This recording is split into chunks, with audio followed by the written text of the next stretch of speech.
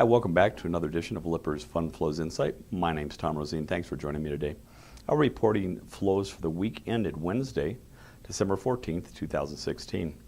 We actually had a pretty good week as far as the market goes. The first 4 days we were hitting new records. Really not a lot as far as returns. It's just all been incremental records that we've been hitting in the NASDAQ, S&P, and the Russell. But on the fifth day, we actually had news from the Fed that they were going to hike rates. And then not only that, but they, instead of having two rates that they're proposing in 2017, they actually came out with a third. And that put a little bit of a damper on the kind of the party atmosphere that has been going on, and it certainly impacted flows. We saw about $24.7 billion in outflows this week, which is really quite a tidy sum. And we'll give you the detail on how that broke out. Let's take a quick look now at the macro groups to see where it all began. Equity funds saw about $11.1 billion in outflows this week. Taxable bond funds saw about $7 billion. That's kind of a new change. Of course, that's all pretty much Fed related. We also saw about $2.1 billion out of the muni bond fund arena, and this is like the fifth or sixth consecutive week we've seen in the $2 billion mark as far as outflows. And even money market funds took it on the chin, seeing about $4.4 billion exit their coffers as well. Let's take a closer look at the equity funds so we can get a better idea of how all this transpired. If we look at the group, we actually had about a 0.17% negative return. So really not a lot to talk about. The second week in three that we've seen negative returns, but again, as I told you, $11.1 billion flew out of the coffers. 40th consecutive week we've seen outflows. And if we take a look and break these down into domestic and non-domestic, domestic funds saw $8.4 billion, 45th consecutive week of outflows, pretty much taking the 1-2 punch on that, but they were up 0.01%. So they were really a break even. So that wasn't a big story there. But then we take a look at non-domestic equity funds, and we saw about $2.8 billion flew out of their coffers. Fourth consecutive week they've seen outflows, and they did have a negative return of 0.57% for the week. And if we break these down even in more detail, we see the large cap funds saw about $6.8 billion in outflows, and international equity funds saw about $1.7 billion in outflows as well. So really kind of a bad week for, if you will, the equity conventional fund business. Now let's take a look at ETFs, and really tail two cities. I keep using that term all the time, but it certainly seems to be that way. 10th consecutive week we've seen inflows, this time to the tune of $18 billion into ETFs. And at the top, as we expect when we have a pretty good market rolling on, we saw Spider SP 500 taking about $8.3 billion. We saw the PowerShares QQQ taking in, Trust One, by the way, taking about $2.1 billion, and Spider Gold was at the bottom of the barrel, seeing about $532 million in outflows. Of course, we've been seeing dollar strengthening, and of course that's counterintuitive when we're taking a look at dollar strengthening and gold declining. It's certainly an inverse relationship that we've been following for quite a bit of time, so that actually made a lot of sense to us.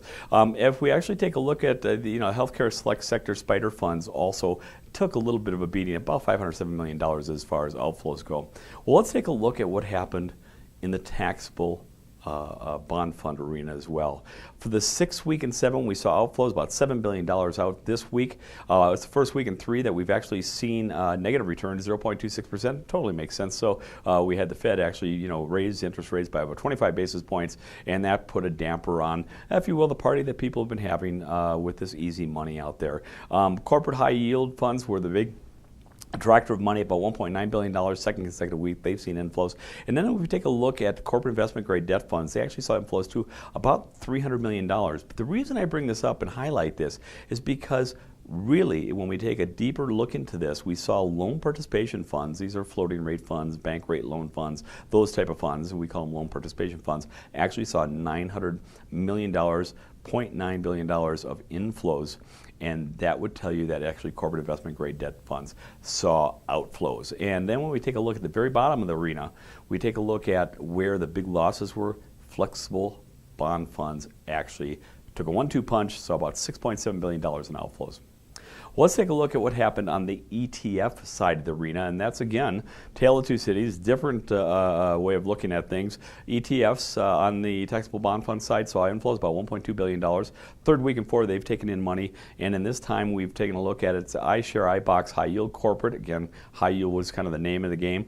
$950 million in net new money coming into their group, and then this is again to the loan participation group. PowerShares Senior Loan Fund, so about $400 and $20 million come into their group. At the bottom of the barrel, we saw iBox, investment grade, corporate investment grade ETFs actually taking it on the chin, losing about $937 million, so that certainly was a big play on that side. Well, that brings us to our final group before we get to the money market funds. Our final group, municipal bond funds. And municipal bond funds really have been taking it on the chin as of late. It's the fifth consecutive week we've seen outflows, $2.1 billion this time, and again for the last 5 weeks it's all been about $2 billion. People are really getting out of the way of the Fed rate hike, and certainly we've seen that in govies, treasuries, and of course in munis. If we take a quicker, kind of a closer look, we saw about a 0.26% decline in muni bond funds for the week. That's a pretty hefty chunk. And national munis took it the biggest loss, about $1.6 billion, fifth consecutive week they've seen outflows as well. Well, that brings us now to the final group, and that's money market funds. And certainly money market funds, it's not a big story this week. First week in 5, we've seen outflows, $4.4 billion. But how it broke out, taxable money market funds, so about $4.4 billion in outflows. And if we broke that down, institutional funds actually saw $4.8 billion in outflows, while retail investors put about $460 million back to work into money market funds, bringing us to the $4.4 billion in outflows.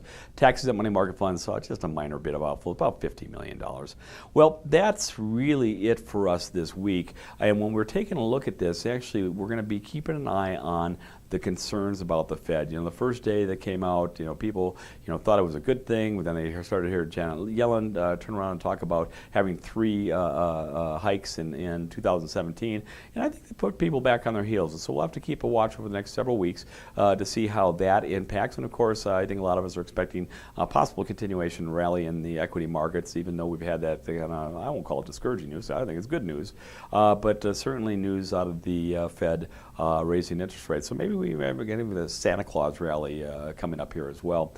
But if you didn't get all the information you needed from this particular video, you can go to our site at www.lipperusfundflows.com.